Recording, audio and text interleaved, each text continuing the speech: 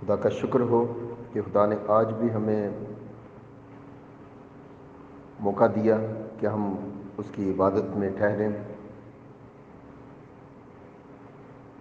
آج ہم خدا کے کلام میں سے دیکھیں گے کرنتھیوں 10 باب اس کی 13 آیت۔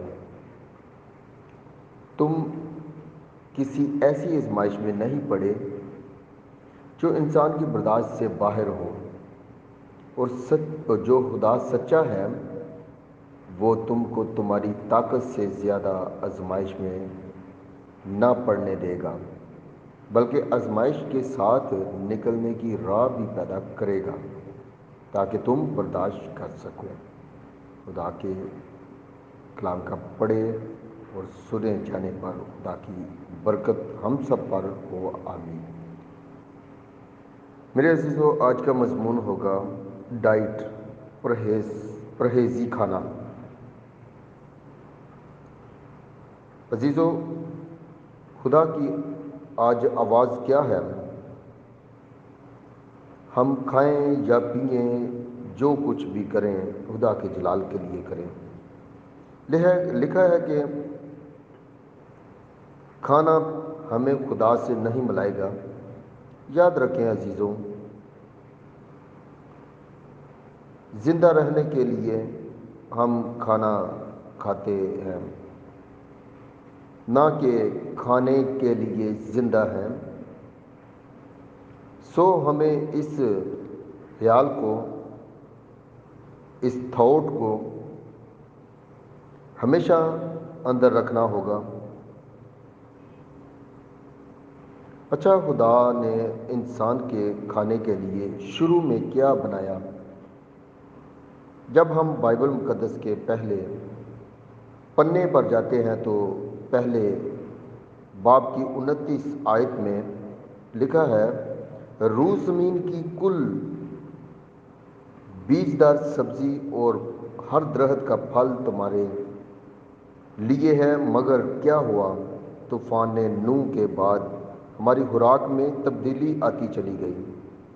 پیدائش کی کتاب میں اس کا 9 باب اس کی 2 آیت سے 4 آیت تک ضرور دیکھیں عزیزوں، کیونکہ خوراک بڑی اور اس کے لیے کہا کہ یہ کھانا اور یہ نہ کھانا۔ عزیزوں، اخبار کی کتاب 11 باب 47 آیت کو پڑھیں۔ پاک اور ناپاک میں تمیز کا حکم دیا گیا ہے۔ عزیزوں، کھانے کے حوالہ سے ڈینیل اور اس کے دوستوں کا کردار لاجواب ہے۔ ڈینیل کی کتاب 1 باب اور اس کی 8 اور 12 آیت ہم دیکھتے ہیں کہ پرہیزگاری کا نتیجہ کیا نکلا۔ فہرست میں 15 اور 20 میں آیت کو ضرور دیکھیں۔ میرے عزیزوں، خدا نے انہیں سرفراز کیا، خدا نے ان کو برکت دی۔ سو عزیزوں، بائبل جن چیزوں سے منع کرتی ہے برائے کرم اس سے منع ہو جایا کریں۔ ضدی نہ بنیں، ضد نہ کیا کریں۔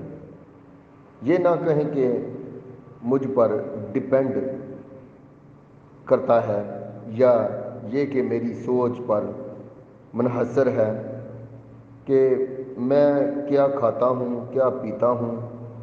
خدا منع کرتا ہے کہ ہم جسم کو تو نقصان پہنچاتے ہی ہیں،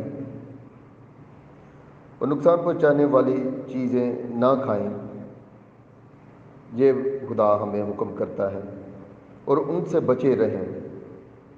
1 کرنتھیوں 6 باب اس کی 19 سے 29 آیت میں لکھا ہے کہ تم نہیں جانتے کہ تمہارا بدن جو کہ زندہ خدا کا مقدس ہے،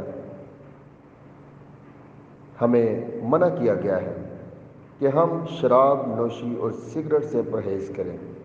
یہ نقصان دیتے ہیں، اس لیے کہ یہ جسم کو تباہ کرتے ہیں۔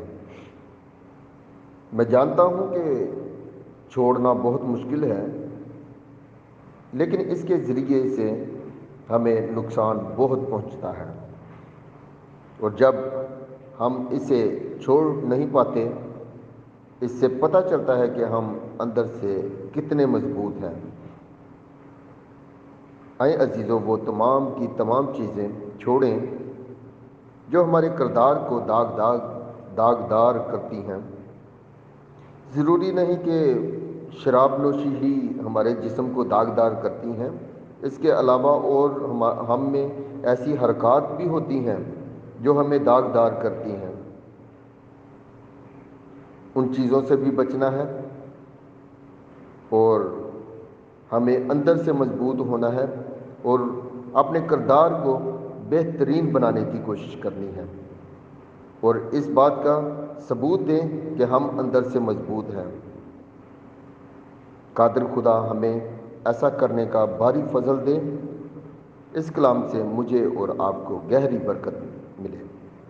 سنتے رہیے کلام خدا بابر گل کے ساتھ۔